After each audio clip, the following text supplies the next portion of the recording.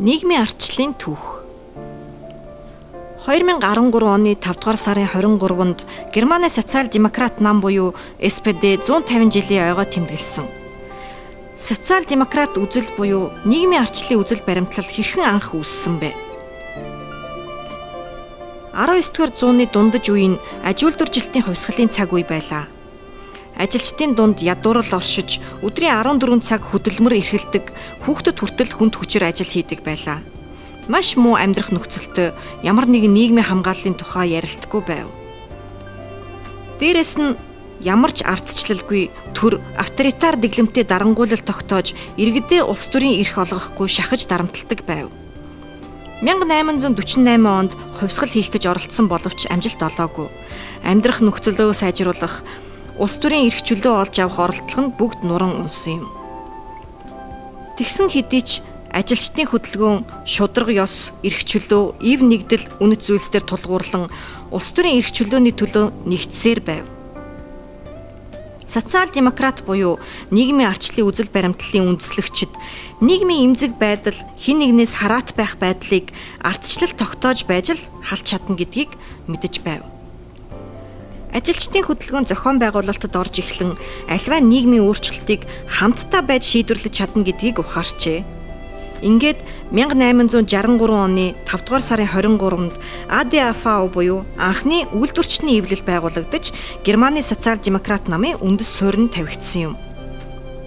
Түүнээс хойших 150 жилийн туршид социал-демократуудад тийм ч амар байсангүй. Хаант засаглалын үеийн хориг, национал-социалистуудын үед тэднийг мөрдөн мөшгөж цагдан хорж бүр амь насыг авдаг байв. Дэлхийн 2 дугаар дайны дараах Германы хуваагдсан Совет зоонд тэднийг КПД буюу коммунист намтай хүчээр нэгтгэн нийлүүлсэн.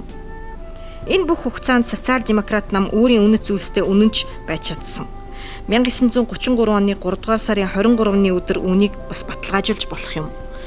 Тухайн өдөр амь насаараа дэнчин тавьж SPD бусдаас ялгарч ганцаараа национал-социалистуудад эрх мэдэл олгох тухай хуулийн төсөлд эсрэг санал өгсөн юм.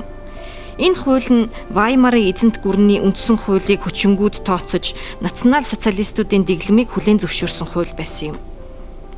Тухайн үеийн социал-демократ намын дарга Отто Вельс миний аймнаас эрх чөлөөг авч болно, гагцхүү миний нэр төр итгэл үнэмшлийг надаас салгаж чадахгүй гэдэг байж.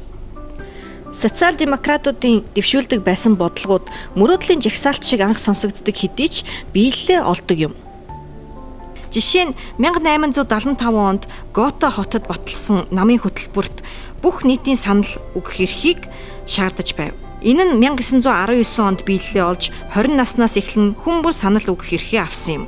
Тэртээ 1891 онд ажлын цагийг богиносгож 8 цаг болгох тухай Эрфурт хотод баталсан мөрийн хөтөлбөртөө суулгасан.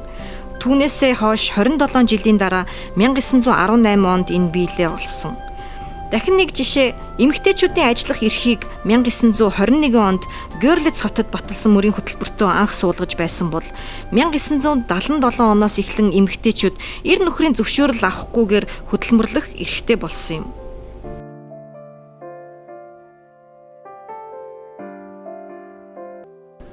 Мөрөөдөл биелдэг гэдгийг ийхүү түүх харуулсан юм. Цаашдаа ч хэрэгжүүлэх олон ажлуудаас дурдвал эр эм хүүсийн тэгш байдлыг бодтойгоор бий болгох, нийгмийн хагарлыг арилгах, ив нэгдлийн даяарчлыг бий болгох гэх мэт ажлууд бидний өмнө бий.